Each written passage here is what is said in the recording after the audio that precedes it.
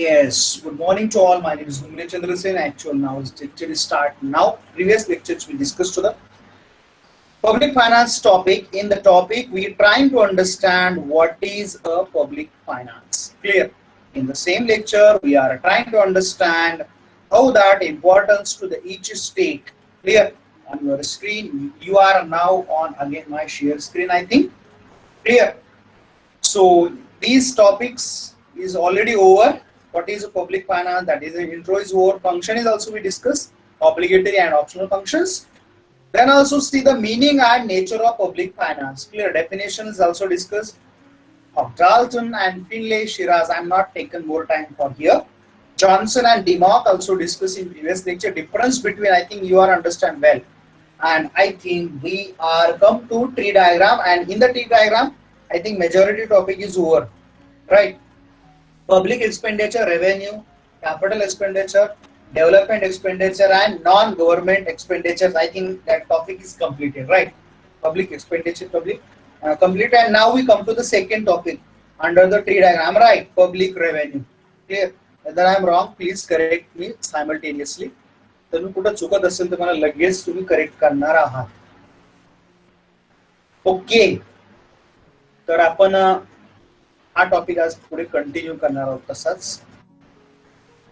So here is discuss to that public expenditure. This topic is over and also reasons for growth in public expenditure. का वाढला public expenditure? Increase in activities of government, rapid increase in population, growth of peoples migrate from rural to urban, increase in defense expenditure, spread of democracy, inflation, and industrial development. These all are the issues impact to their public.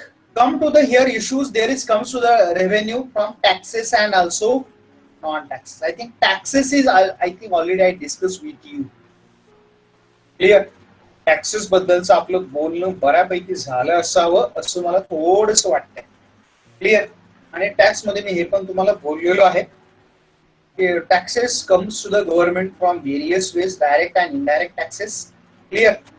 Also there we discussed to that Professor Tossing that essence of tax, this thing that discussed to here, charged by the government, absence of the direct tax. And I already told you that one principle, I whether you not forget, cured pro quo. आठवतंय कशाला म्हणायचं? क्युअर्ड pro Q. मी तुम्हाला माझ्या language मध्ये तुम्हाला सांगितलंय. एक example पण दिलं होतं. मी समजा 25,000 रुपीज जर टॅक्स पे करत असेल तर मी काय केलं पाहिजे? व्हॉट इज एक्सपेक्टिंग माझ्या गव्हर्नमेंट कडून आहेत त्या कशा असल्या पाहिजेत? खूप फास्ट बोलतोय का मी? जर टॅक्स पे केला असेल तर हा बोला बोला बोला रे. क्युअर्ड प्रोक्यू प्रिन्सिपल काय है? What is the principle of cured प्रोक्यू? काय सांगाल तुम्ही याच्याबद्दल? बोला बोला. काय सांगतच नाही, तुम्हीच बोला म्हणा. आम्हाला तर काय माहित नाही तुमचं काय चाललंय ते.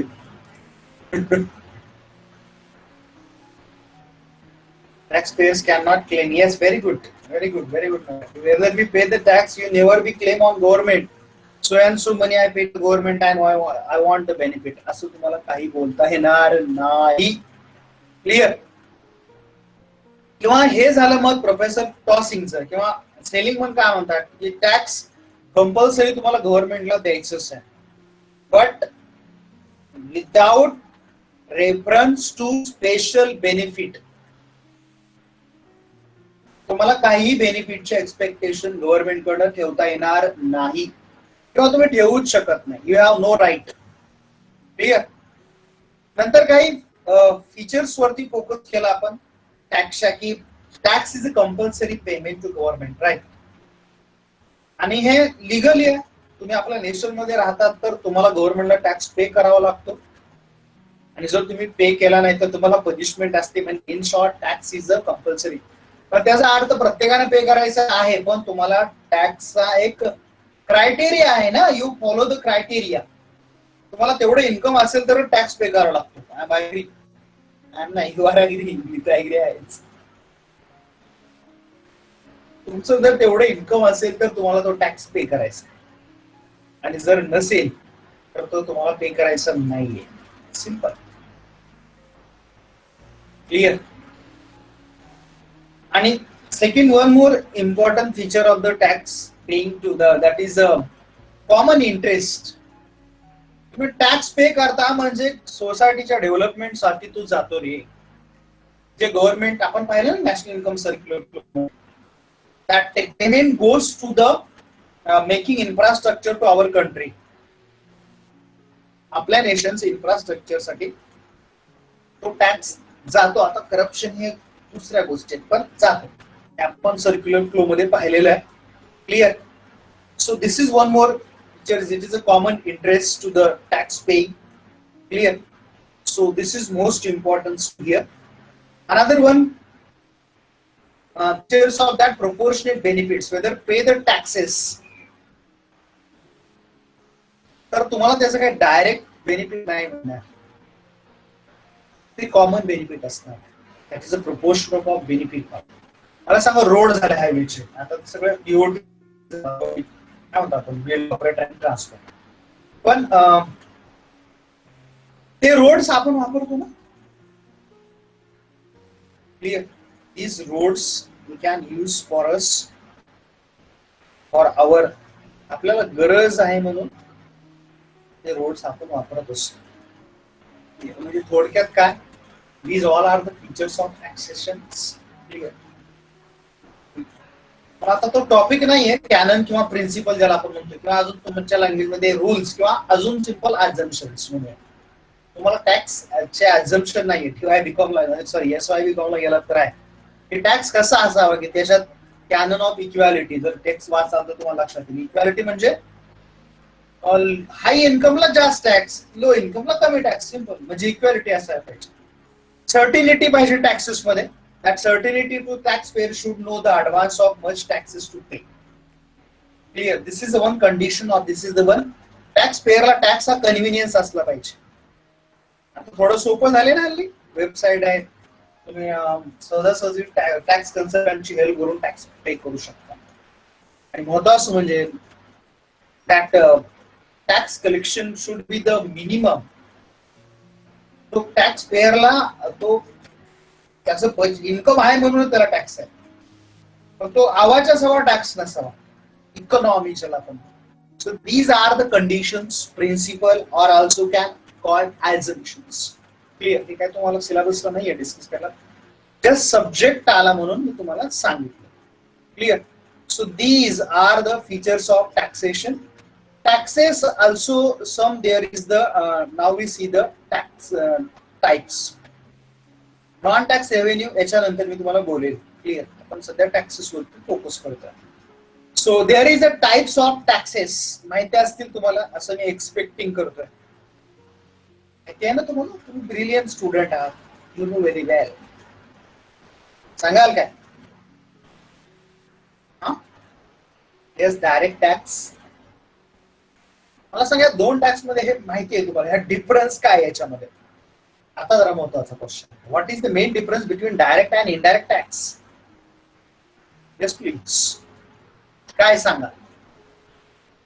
What is the difference between, yes, on individuals income leave X income tax well property. Yes, okay.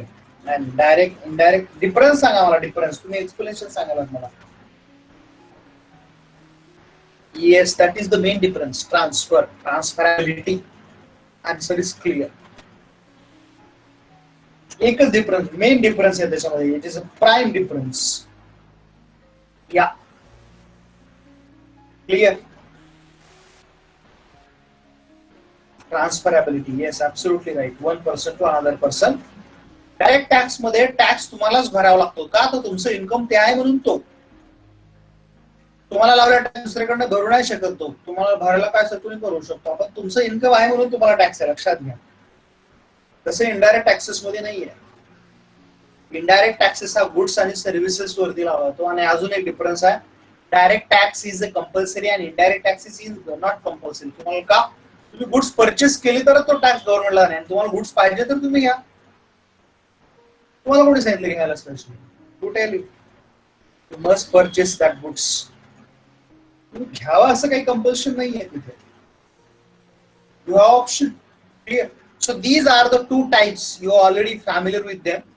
आता मी तुम्हाला सांगितलं की डायरेक्ट टॅक्स जे आहे, this is a burden of on come to the tax payer. तुम्ही जो टॅक्स पे करता त्याचं बर्डन तुमच्यावरती असतं. डायरेक्ट टॅक्स हे दुसऱ्यावरती ते ट्रान्सफर करता येत नाही. म्हणजे ज्याला आपण काय म्हणूया, impact and incidence on the same tax pair. Impact म्हणजे जो गव्हर्नमेंटने टॅक्स लावलेला आहे तो तुमच्यावरती जर समजा 25,000 रुपये टॅक्स भरा तुमच्या आले वगैरे एवढे, तर हा तुमच्यावरती असले यू पे टू मस्ट, म्हणजे you are charged by taxes government and incidence of the same tax you pay to that tax to government. आणि आता जे सांगितलं पर्सनल टॅक्स आहे, इन्कम टॅक्स आहे, वेल्थ टॅक्स आहे, this is are compulsory pay to द्या. Vice versa indirect taxes जे आहेत आपल्याला, जीएसटी असेल, कस्टम टॅक्स, आता काही टॅक्स मर्ज केले, सेल टॅक्स आता हे आता मर्ज झाले बऱ्यापैकी सगळे जीएसटी मध्ये. तर तो टॅक्स समजा मी एखादी बॉटल घेतली, हे मी बॉटल घेतली बरोबर आहे, याच्यावरती काय समजा 50 रुपीची बॉटल आहे, याच्यात 10% टॅक्स जो लावला याच्यात, तो 5 रुपये, तो ही बॉटल सेल झाल्यानंतरच गव्हर्नमेंटला मिळते. म्हणजे सेल झाल्यानंतर म्हणजे आता जीएसटी मध्ये ऑलरेडी अगोदरच भरावा लागतो तुम्हाला, before sale of that tax, sorry sale of the goods. तुम्हाला जर सेल नाही झालं तर तुम्ही ते काय म्हणतो आपण टीडीएस असतो याचा, तुम्ही ते रिटर्न भरायचं मग, हा सेल नाही झाला असं. ती मोठी चेन असते त्याच्यामध्ये, तसं लॉस कोणाला होत नाही. आणि सेलरला माहित असतं ना, सेल होणारा गुड्स तो वाईट करतो. ठीक आहे. So these all are the two difference taxes, direct tax and indirect taxes. Clear. तर याच्याही पलीकडे जाऊन काही टॅक्सेसचे क्लासिफिकेशन म्हणूया, तर टॅक्सेस बघा. आता हे तुमच्या स्क्रीनवरती बघा जरा, की जसं इन्कम वाढतो तसा टॅक्स वाढायला पाहिजे, बरोबर आहे की नाही? I am right? टॅक्स कसे असावे generally? Highest income, highest tax. Are you understand? Clear. त्याला आपण म्हणतो प्रोग्रेसिव्ह टॅक्स. त्याच्या अगेन्स्ट जे असतात ते कोणते असतात? हे असे रिग्रेसिव्ह. हायेस्ट इन्कम वाल्याला लो टॅक्स आणि लोएस्ट वाल्याला हाय टॅक्स. क्लिअर. काय म्हणतोय लक्षात येते तुमच्या? तो प्रोग्रेसिव्ह झाला आणि दुसरा आहे तो रिग्रेसिव्ह. डायरेक्ट डायग्राम तुम्हाला दाखवलं. आणि काही टॅक्स असे असतात त्याला आपण म्हणतो दीज आर टॅक्सेस. डायग्राम दाखवतो तुम्हाला काढून, म्हणजे अजून समजेल. इन्फिनाइट ज्याला म्हणूया, बरोबर, parallel to the axis. Income किती वाढू दे, income shows on Y axis, never forget that. and x-axis x-axis shows the income and y-axis shows the tax. हे काय झाला तिसरा? दिस इज अ प्रोपोर्शनेट टॅक्स. मला सांगा इंडियामध्ये कोणता टॅक्स आहे माहिती आहे तुम्हाला याच्यापैकी? येस, तो कॉन्स्टंट आहे खालचा. इंडियामध्ये टॅक्स कोणता आहे माहिती आहे का? Progressive tax in India. Okay. Sanga? Yes, please. I'm waiting for answer. त्याला वेळ आहे ना आपल्याला, काय प्रॉब्लेम नाही आहे. इंडियामध्ये टॅक्स कोणता माहिती आहे? अरे सर्व्हरला ना. Excuse me. So see on my screen again. In India, which types of taxes? Well, असं म्हणायचं ना, this is a progressive tax. I'm right? Yes or no? Huh? Yes म्हणायचं तुम्हाला? In India, there is a progressive taxes. इंडियामध्ये progressive taxes आहेत, पण progressive नाही आहेत. त्याचं नावच विसरलो मी. असे टॅक्स आहेत. एक लिमिट पर्यंत तुम्हाला टॅक्स पे करत जावं लागतं, माहिती आहे का तुम्हाला? आणि एकदा या लिमिटला आलं, समजा 30% टॅक्स, माहिती आहे ना? त्याच्यानंतर तुमचं किती इन्कम वाढलं तरी टॅक्स इथे फिक्स असतात, माहितीये का? इंडियामध्ये टॅक्स सिस्टीम अशी आहे. तुम्हाला समजली का मी काय केलं ते? कळलं काय? इंडियामध्ये टॅक्स प्रोग्रेसिव्ह असा आहे, पण एका लिमिट पर्यंत गेल्यानंतर पुन्हा तो असा होतो. नावच विसरलो मी यार. प्रोग्रेसिव्ह नाही, रिग्रेसिव्ह नाही. मेजॉरिटी कंट्रीमध्ये असंच असतं, मी का डायग्राम दाखवली तशी. एका लिमिट पर्यंत टॅक्स वाढतात आणि नंतर टॅक्स वाढत नाही. Clear? So these are the importance under come to the taxations. Clear? तुम्हाला हे टाईप पण नाहीये, जस्ट तुमच्या माहितीसाठी सांगितलंय. Clear? So this way, this is are the direct and indirect. Are you understand these are all both taxes? समजलेत काय सगळे? Yes, please. Very good. छान.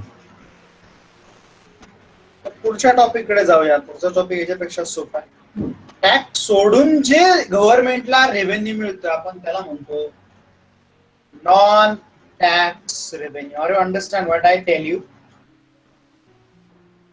After pay the tax, whatever come to the rest of come to government. Tax pay करून tax सोडून जे गव्हर्नमेंटला income मिळतं त्याला आपण म्हणतो नॉन टॅक्स रेव्हेन्यू किंवा non tax revenue sources. Yes, now you tell me what is comes to in this category. कोणकोणते असे टॅक्सेस आहेत, सोर्सेस आहेत? Clear? These are come to the category of government revenues. Yes, please. बोला.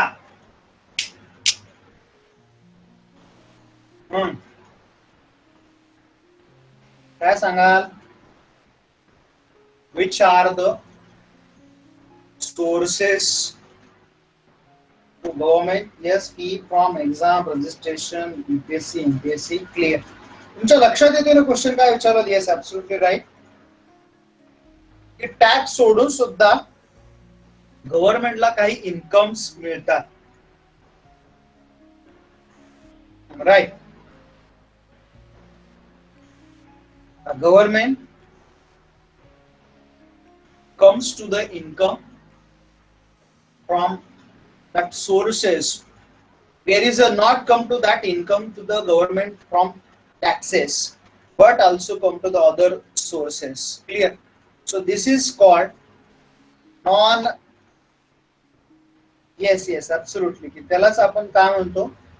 Non tax revenues. Clear? तर ते आपण जरा one by one बघूया. सोपं आहे एकदम. की फीज कोणत्या? स्पेशली सेंट्रल गव्हर्नमेंटला मिळणाऱ्या फीज. वेगळ्या एक्झाम आहेत सेंट्रल गव्हर्नमेंट कंडक्ट करते रिसेंटली ऑनलाईन. जेई, नीट, ईजीसीच्या ज्या एक्झाम आहेत तुम्हाला या सर गव्हर्नमेंटला मिळतात का? ज्या गव्हर्नमेंट कंडक्ट करते एजन्सीच्या थ्रू, ते गव्हर्नमेंटचं इन्कम आहे. त्यात काही फार इन्कम नसतं, पण हा एक गव्हर्नमेंटचा रेव्हेन्यू सोर्स आहे. Right? There is not come to the more revenue to government, but conducting and all fees are it's very heavy work. आणि काय प्रॉफिट मोटिव्ह नाहीये. काय म्हटलं मी? हा काय प्रॉफिट मोटिव्ह नाहीये, तेवढा एक्सपेन्स पण होतो. पण गव्हर्नमेंटला रेव्हेन्यू या सगळ्या एक्झामच्या थ्रू ज्या कंडक्ट केल्या जातात तो मिळतो, याच्यात काही डाऊट नाहीये. Prices of public goods and services. As गव्हर्नमेंटचा काय झालंय, खूप चेंज झालं. राईट? मॉडर्न गव्हर्नमेंट काय करतो तर खूप साऱ्या services, commodities offering for the people of our country. Clear? मग अशा वेळेस that prices of payment made by the citizens to government on behalf of that all different types of all services. म्हणजे त्या कोणत्या गव्हर्नमेंटच्या ज्या सगळ्या सर्व्हिस असतील. समजा BSNL असेल, भारत संचार निगम लिमिटेड, बरोबर आहे का नाही? आता ते काय गव्हर्नमेंट थोडी वाट लागली त्याची, पण ते गव्हर्नमेंटला रेव्हेन्यू मिळवून द्यायचे की गव्हर्नमेंटच्या ज्या सर्व्हिसेस आहेत, गुड्स असतील किंवा रेल्वे सर्व्हिसेस आहेत किंवा काय आपण म्हणतो आपण लेटर्स पाठवतो, पोस्टल, येस, पोस्टल सर्व्हिसेस, ज्या ज्या गव्हर्नमेंटच्या सर्व्हिसेस आहेत, these, yes, इलेक्ट्रिसिटी नाही, electricity come to the each state government. I am correct you all. Electricity revenue come to the state government. Maharashtra state electricity board, तर Maharashtra state electricity बोर्डची ती responsibility असेल. Clear? हा, त्या सोर्स तयार करणं हे गव्हर्नमेंटचं काम आहे परत, पण ते control by Maharashtra state government असतं, असं आहे. Clear? So these all are also due to the government by here. Another one, revenue source special assessment. Clear? Government नंतर जे काय असेल की स्पेशली फॉर द पीपल, की आपल्या स्टेट मध्ये स्ट्रक्चर आहे बघा, ग्रामपंचायत, डिस्ट्रिक्ट, स्टेट, सेंट्रल गव्हर्नमेंट असं, बरोबर आहे का? मग अशा वेळेस जो लोकल गव्हर्नमेंट आहे, तर ते लोकल बॉडीज तिथे टॅक्स कलेक्शन करतात, बरोबर आहे. सो दॅट स्पेशल फॅसिलिटीज ज्या दिल्या जातात लोकल लेवलवरती, समजा आता खेड नगरपालिका, बरोबर आहे की नाही, तर त्याने तुम्हाला सप्लाय केलेलं काय म्हणूया आपण त्याला, गार्बेज कलेक्शन, रोड्स असतील, वॉटर सप्लाय असेल, पब्लिक पार्क असेल, बरोबर आहे की नाही. Yes, lights, poles of society, it is all, yes, yes, yes. किंवा पब्लिक पार्क्स असतील, आता ह्याच्यात गव्हर्नमेंटला फार इन्कम मिळत नाही, पण हा एक गव्हर्नमेंटचा सोर्स आहे आणि याचं काय म्हणतो आपण, हे सगळं होतं त्याचा प्रपोर्शन ठरलेलं असतं. हे समजा 10 रुपयातला 1% सेंट्रल गव्हर्नमेंटला जातो, असं माहितीये की नाही.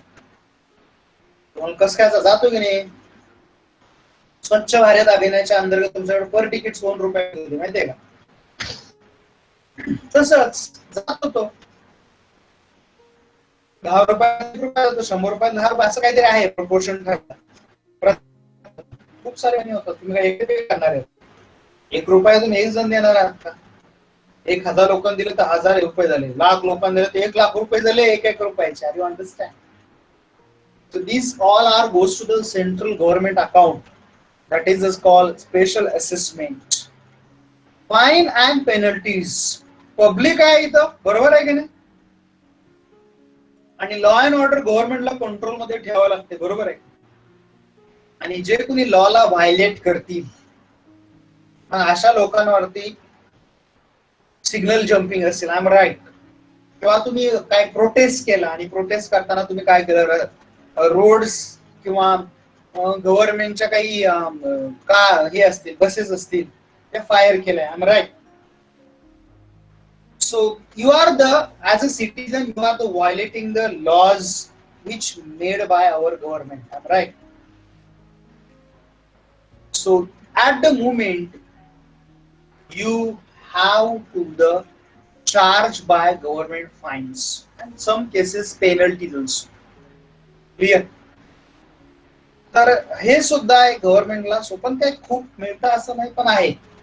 मग बघतो आपण लॉकडाऊन मध्ये बघितलं ना, बरेच लोकांनी इलेक्शन टाइम, येस येस, आता आपण लॉकडाऊन मध्ये बघितलं ना, बऱ्याच लोकांनी पब्लिक रूल ब्रेक केले, मास्क वापरला नाही, तर आता मास्क पासून जे वापरणार नाही त्यांना सुद्धा खूप सारे फाईन्स, किंवा तुम्ही अर्बन एरियामध्ये जर काय म्हणतो आपण त्याला, you are not properly park और what we say that proper place you never park your vehicle, then also you charge fine. Are you understand? किंवा कंपन्या असतात त्यांना पेनल्टी असते, माहितीये का, ROC माहितीये ना, रजिस्टर ऑफ कंपनीज. तुम्ही रिपोर्ट तुम्ही वेळेत सबमिट नाही केलं तर तुम्हाला पेनल्टी भरावी लागते, जादाची extra fee. These all are the fine and penalties comes to the government from various ways. Clear? Or it is also one source, we can say that. Gifts, grant and donations. Government ला sir donation मिळतात, तर काय झालं मिळालं, गव्हर्नमेंटला relief fund असतात, माहितीये का नाही. लोक मनी जमा करतात ना, प्रधानमंत्री रिलीफ फंड असतो, कोविड-19 मध्ये सुद्धा फंड आपण सगळ्यासाठी फंड करत असतो. Sorry. So variety of funds किंवा फॉरेनच्या कंट्रीने इंडियाला काही गुड्स दिले असतील तर ते आज consider the gifts. Donations clear, give the donations and all to government. देतात डोनेशन, असं काही नाही कुणी देत नाही. Yes, so gifts, grants, fines, all are the issues to here. लोक गव्हर्नमेंटला देत असतात, त्यात काही विशेष काही नाही. Special levies clear. बऱ्याच वेळा काय होतं की some commodities there it is not good for public. Clear. What is I say you? So at the moment त्या लोकांना एकतर त्यांना ते बॅड हॅबिट्स असतात, आणि आपण कोविड-19 मध्ये बघितलं की गव्हर्नमेंटला इन्कम पण पाहिजे होतं, आणि मग त्यांनी जो रिक्वायर वरती जो बॅन होता बरोबर तो ओपन केला, आणि गव्हर्नमेंटला पैसे पाहिजे होते. क्लिअर. पण मग गव्हर्नमेंट काय करतं, अशा कमोडिटी किती लोक घेणारच आहेत माहिती आहे त्यांना, बॅड हॅबिट्स. गव्हर्नमेंट इम्पोजिंग हाय टॅक्सेस, स्पेशल लेव्ही त्याला म्हणल्या. ते लिक्वायर असेल, आपल्या इंडियामध्ये काय ओपीएम असं काय अलाउड नाहीये, लोक ब्लॅक वापरतात तो भाग वेगळा. किंवा वाईन असेल, किंवा ते अँथ्रॅक्स असतं माहितीये का, नाही आपल्याला अलाउड नाही असं काय. ड्रग्ज घेतात लोक काय काही, आपल्यात हे नाहीये, कुठंच नाहीये. पण जे काही थोडक्यात काय म्हणायचं मला, बॅड हॅबिट्स, अशावरती गव्हर्नमेंट जास्त टॅक्सेशन लावतं. Government imposing high taxation. Purpose of what, याचं सगळ्या मागचं पर्पज काय, टू स्टॉप द कन्झम्पशन. अशा कमोडिटी पासून गव्हर्नमेंटचं कन्झम्पशन, म्हणजे लोकांनी कन्झम्पशन केलं नाही पाहिजे. Impose special levies on such all things. Clear. So these also importance to here. Next one is their borrowings. This is another one important source. हा गव्हर्नमेंटचा एक प्राइम सोर्स आहे, कॅपिटल सोर्स मध्ये. हे तुम्ही मिक्स दिले ना तुमच्या माहितीसाठी, तुमच्या डोक्यात हे पण असेल सर, हे सगळे सोर्स कॅपिटल सोर्स आहे, सॉरी नॉन टॅक्स रेव्हेन्यू सगळे अंडर रेव्हेन्यू सोर्स मधले आहेत का कॅपिटल मधले, नॉन, दोघांतले मिक्स आहे. Mix of which non tax revenue, non tax comes to the capital receipt. Capital receipt मधला हा सोर्स आहे गव्हर्नमेंटला. आता हे बाकीचे सगळे सोर्स आपण बघितले ते सुद्धा आहेत, त्यातले प्राइम सोर्स कमी येतात, याच्यात हा स्पेशल एक चांगला सोर्स आहे. पण बॉरोइंग्स गव्हर्नमेंट काय करतं, from the boring from the deposits or what is say that government want a money.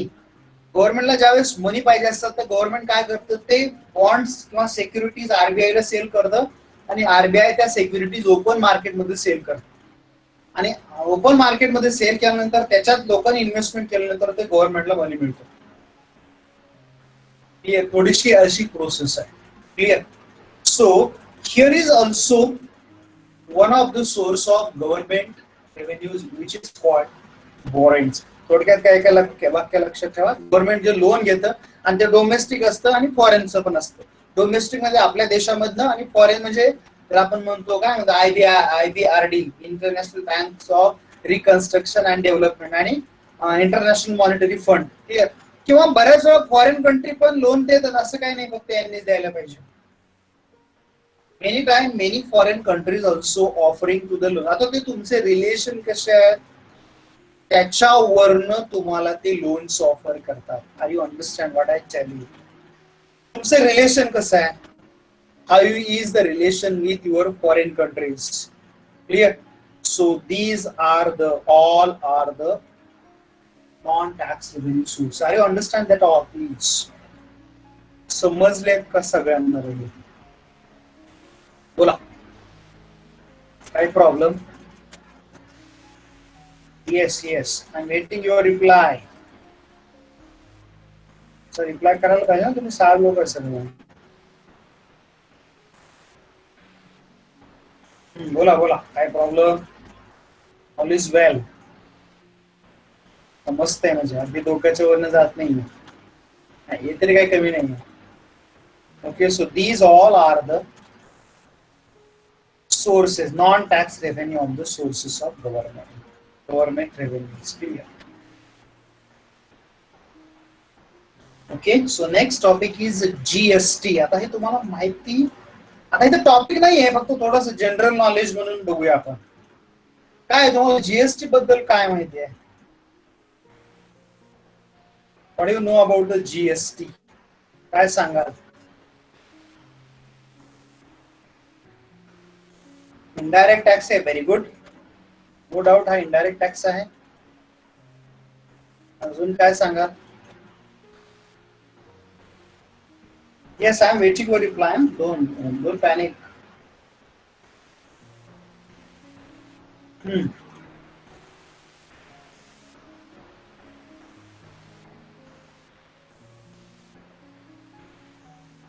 Yes.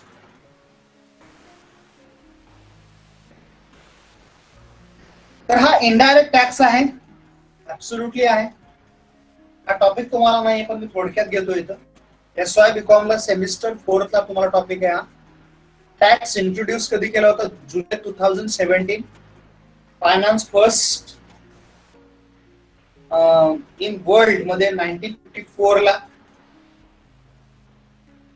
France या कंट्रीनं हा टॅक्स सुरू केला होता, आणि आता हे जवळपास 159 कंट्रीमध्ये अडॉप्ट झाला.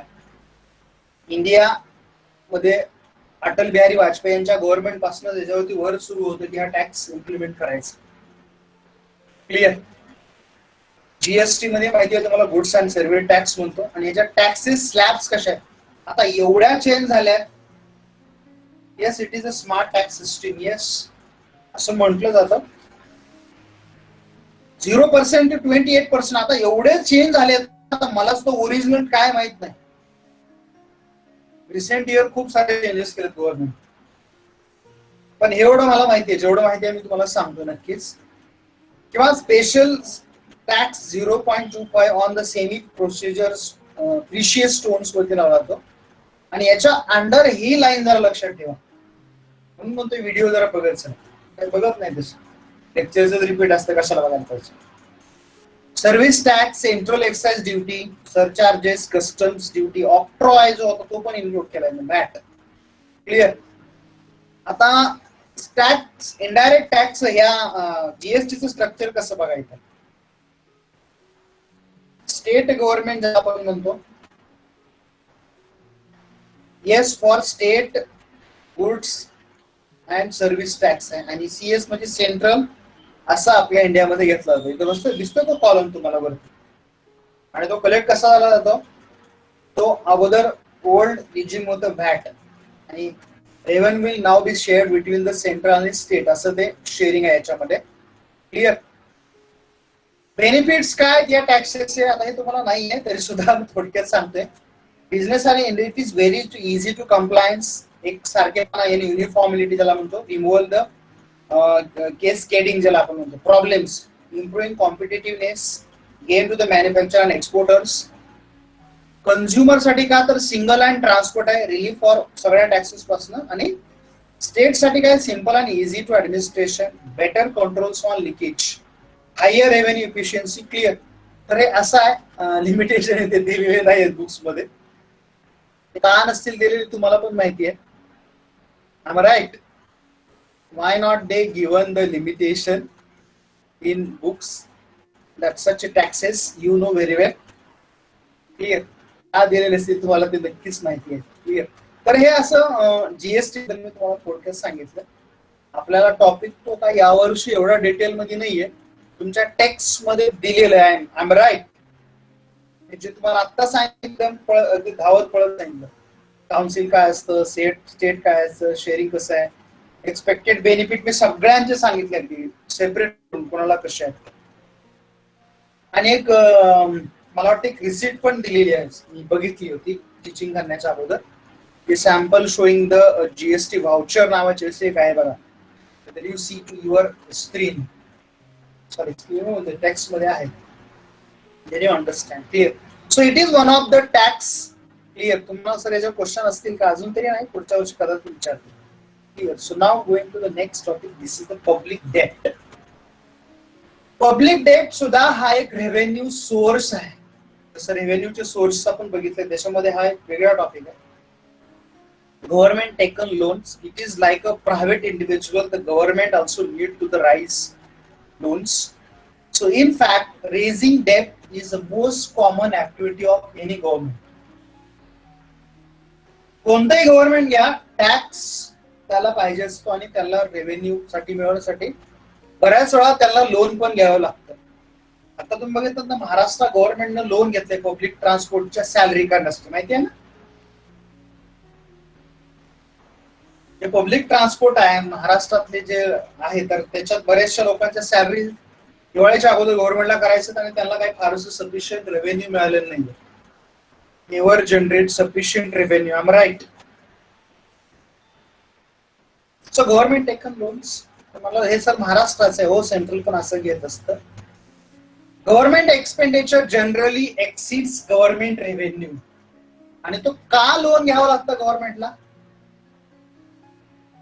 Many time reason is what? Government revenue is less and government expenditure is more. बऱ्याच वेळा गव्हर्नमेंटचा रेव्हेन्यू हा लेस असतो आणि ती गॅप गव्हर्नमेंटला फील करावं लागते कशातली, रेव्हेन्यू आणि एक्सपेंडिचर मध्ये. So purpose of that government taken loans. तर गव्हर्नमेंटला सफिशियंट रेव्हेन्यूच मिळाला तर वेगळं लोन वगैरे काय गव्हर्नमेंट भानगडीत नाही पडत. But problem is what? Government problem is they have not come to the sufficient revenue. गव्हर्नमेंटला सफिशियंट रेव्हेन्यू मिळतच नाही म्हणून त्याला अशा वेचा सर्च करावा लागतो. अँड पब्लिक डेप्ट is a policy of government pledge is very important in public finance. आहेच, no doubt. Government charges taxes from people, but that taxes sometimes not come to the sufficient for the government different functions. So at the moment they are imposing high taxation. अशा वेळेस गव्हर्नमेंटला दुसरा option काही न राहता एकच राहतो, charge taxes. कारण गव्हर्नमेंटला अशा गोष्टींमधून सफर व्हावं लागतं म्हणून गव्हर्नमेंट आपल्यावरती खूप सारे टॅक्सेस लावतो. Now we see the types of public debt. But बरी concept समजली का तुम्हाला? Public debt concept you understand?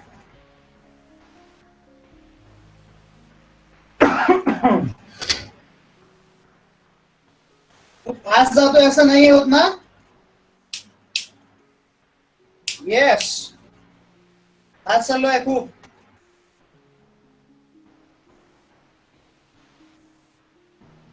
Fast चालू सांगा. Where is I am fast माहिती आहे चांगलं.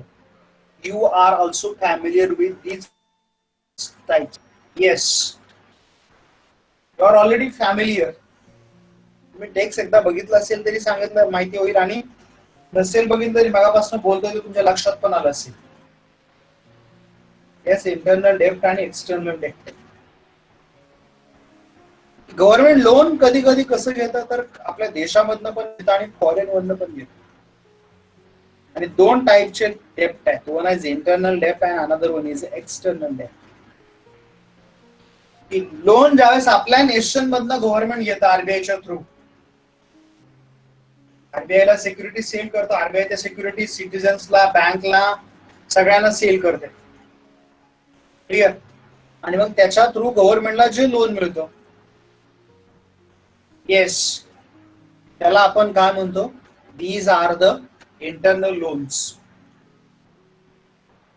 जे आपल्या देशातल्या लोकांकडूनच घेतलं जातं. आणि त्याच्या वाईस वर्ष दुसरं आहे ते एक्सटर्नल लोन्स. आत्ताच आपण बोलून झालं मागच्या याच्या अगोदरच्या टॉपिक मध्ये, इंट्रोडक्टर मध्ये मी सगळं घेतलंय. Loan taken from a cross boundaries. आपल्या देशाच्या बाहेरून जे लोन आपण घेतलं जातं नॅशनल इन्कम सर्क्युलर फ्लो मध्ये आपण पाहिलेलं ऑलरेडी. मला याचे डिफरन्सेस सांगा. हे टॉपिक तुम्हाला आहे वाटतं डिफरन्सला पण टेक्स्ट मध्ये असावा. सोपं आहे काय अवघड नाही कसं?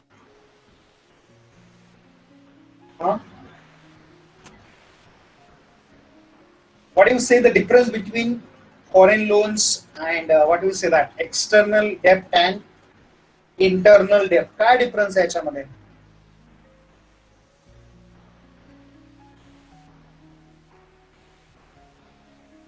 आणि लक्षात घ्या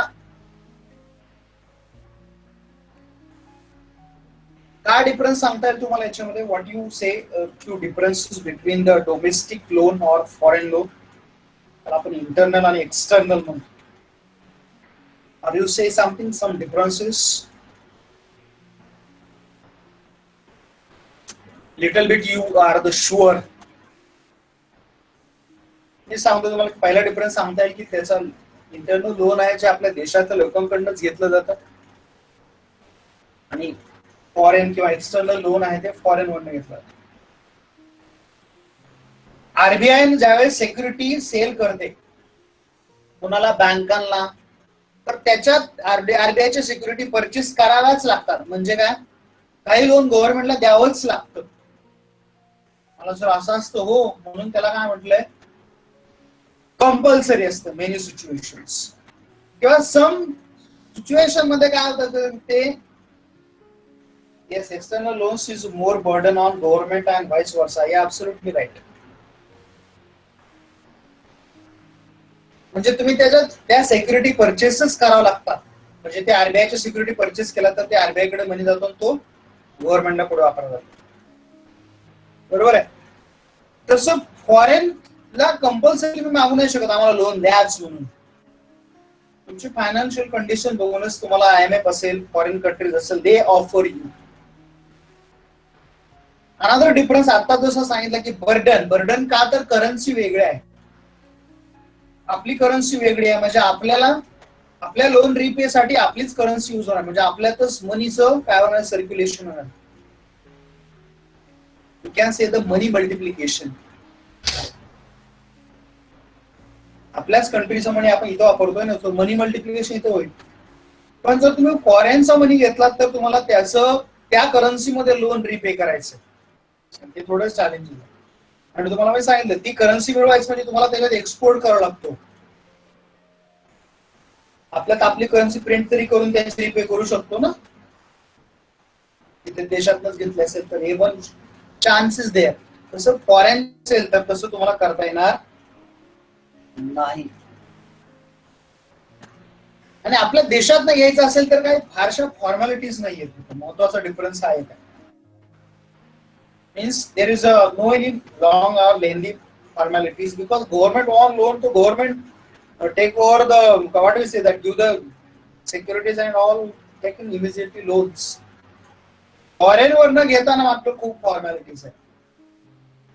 जसं तुम्ही बँकेत गेला तर फॉर्मॅलिटी असतात की नाही same. So these are the differences internal loans and external loans. Clear? पण तरी सुद्धा तुम्हाला गव्हर्नमेंट लोन घ्यावंच लागतं का सर? आता गव्हर्नमेंट चालवायचं म्हणल्यावर थोडस हे अवघड काम आहे. So government taken loans.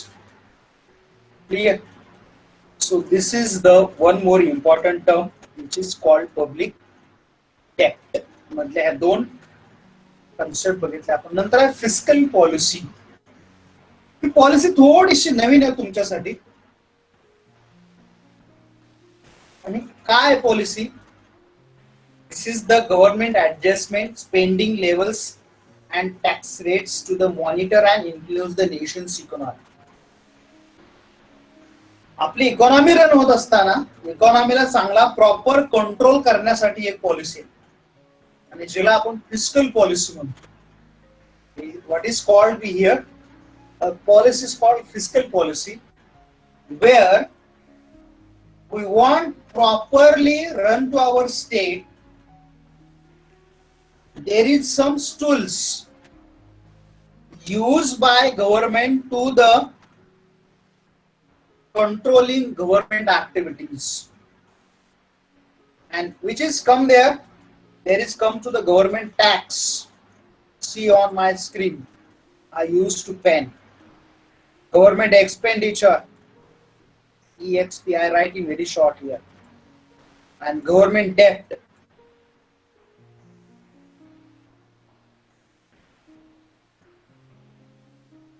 आता याचा यूज कसा केला जातो आता त्याचं पण मला सांगतो. समजा ही डायग्राम आहे बघा. आता डायग्राम एवढी येईल असं नाही मला.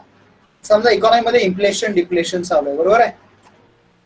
समजा इन्फ्लेशन आहे, बरोबर आहे. इथं समजा की ही इन्फ्लेशन आहे, बरोबर आहे. आणि government want to control the situation. Government काय करते तर माहितीये, तुम्ही डिफ्लेशनचं तुम्ही सांगा, मी इन्फ्लेशनचं सांगतो. इथं इन्फ्लेशन आहे तर गव्हर्नमेंट काय करतं मग, आता लोकांना पर्चेसिंग पॉवर कमी करायची गव्हर्नमेंट, कारण की मनी तो खूप यायला लागला. मग गव्हर्नमेंट काय करतं, इमिडिएटली टॅक्स इज रायझिंग. गव्हर्नमेंटचा जो सोशल आणि इकॉनॉमिक इन्फ्रास्ट्रक्चर वरती एक्सपेंडिचर आहे तो काय करतं गव्हर्नमेंट इथं लगेच कमी करतं. तुम्हाला लक्षात आलं, टॅक्स काय वाढवलं, टॅक्स जर वाढवलं तर गुड्स कॉस्टली होणार, लोक मग डिस्करेज होणार, म्हणजे स्टॉप नाही होणार. खूप टॅक्सेस लागले तर लोक त्या गुड्स परचेस करणार नाही ना, म्हणजे इकॉनॉमी मध्ये येणारा मनी स्टॉप होईल. पुढे एक्सपेंडिचर आहे तो कशावरती, सोशल इन्फ्रास्ट्रक्चर आणि इकॉनॉमी. आता काही एक्सपेंडिचर तो कंपल्सरी कंट्रोल मध्ये करता येणार नाही. कोणता, गव्हर्नमेंट सॅलरीज पेन्शन हे काही कमी नाही करताना, ते करावंच लागणार. पण एक्सेप्शन ऑफ दॅट, त्याच्याशिवाय जो आहे तो स्टॉप करणं किंवा कमी करणं. मग समजा पब्लिक रोड्स आहे, बरोबर आहे का नाही, तर ते रोड आपण बघा, आता कोविड-19 सुरू झालं, गव्हर्नमेंटचं ते वर्क त्यांनी काही दिवस स्टॉप केलं, राईट. आणि जे गव्हर्नमेंटने जे डेप्ट घेतलेलं आहे, एकतर ते आहे तसं ठेवणं किंवा ते त्याचा वापर न करणं, or presently not taken a debt. Are you understand? हे कशासाठी, जर इकॉनॉमी मध्ये खूप इन्फ्लेशन असेल. आता तुम्ही मला सांगा, जर इकॉनॉमी मध्ये डिफ्लेशन असेल तर या टूलचा यूज कसं करणार तुम्ही, how to use that all tools. Yes please.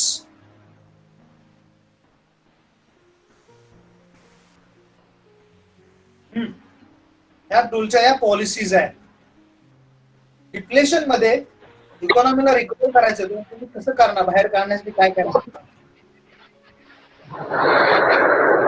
Voice please, voice बोला.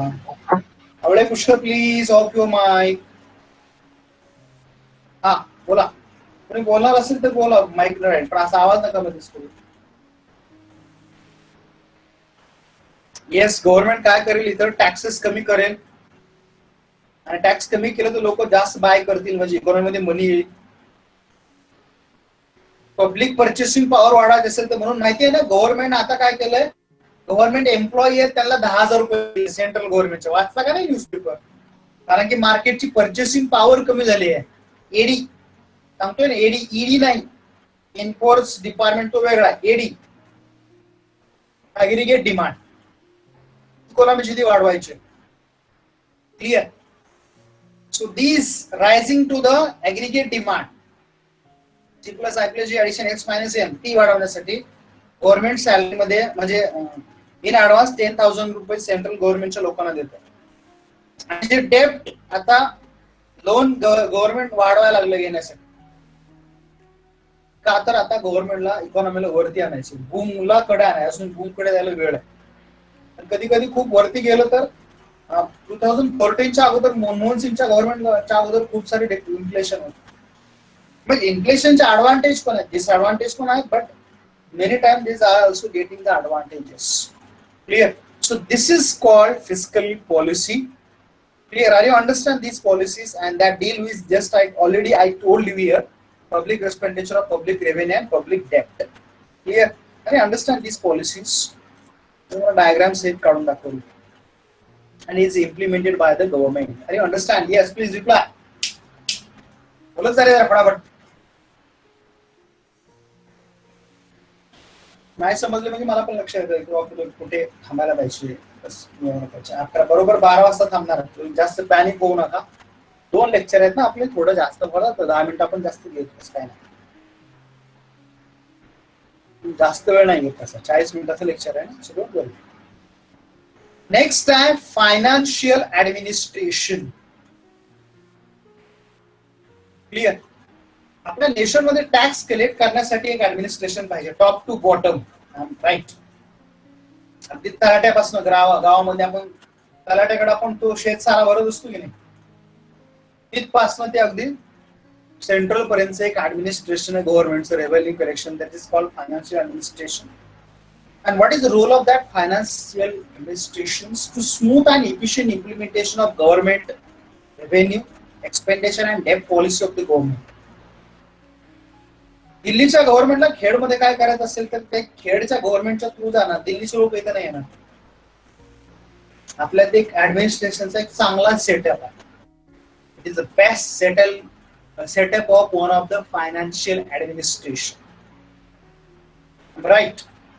आणि ते फंक्शन चांगले डील होण्यासाठी काय पाहिजे, there is a smooth and efficient implementation of revenue,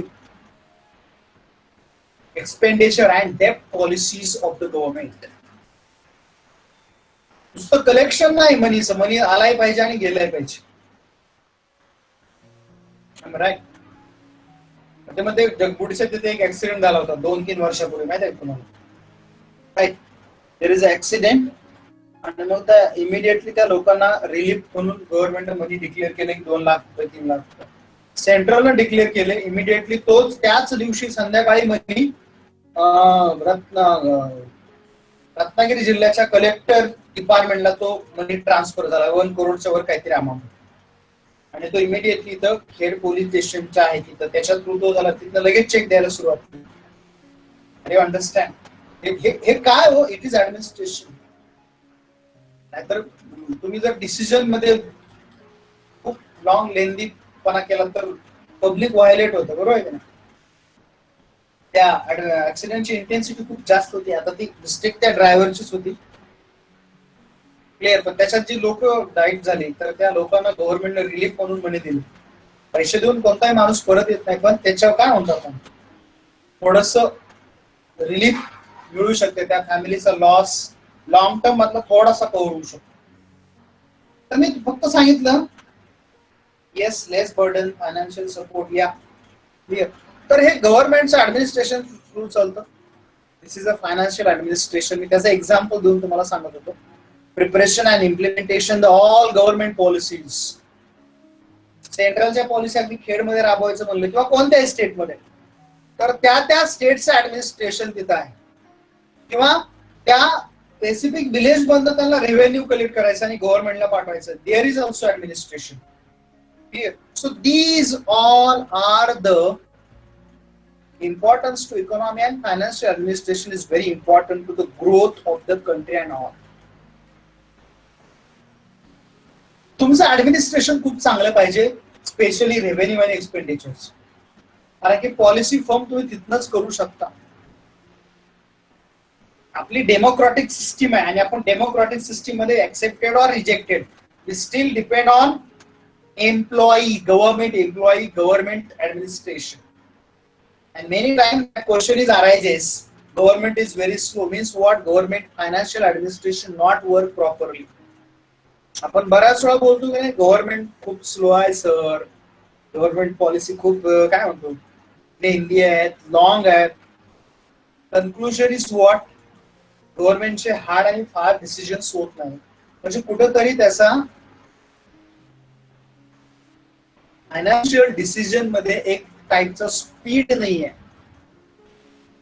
there is a little bit problem in decision making and all.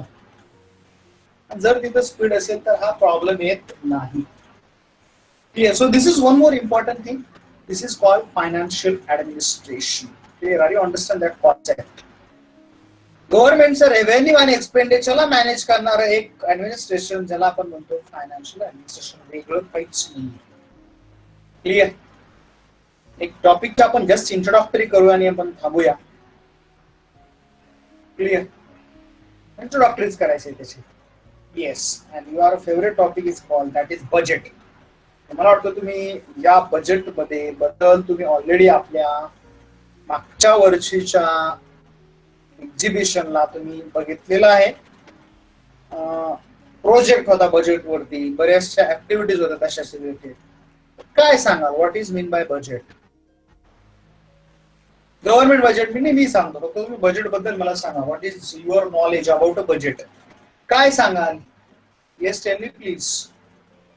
Yes, are you knowing something about a budget? थोड्याशा ideas आहेत तुमच्याकडे budget बद्दल? अजिबातच नाहीये. Yes please. No idea? Are you say something about a budget? काय सांगाल budget बद्दल, काय माहिती आहे? Okay, now today we stop here because time is up already. So tomorrow lecture we continue the same topic. Have a nice day. Bye. See you. Take care.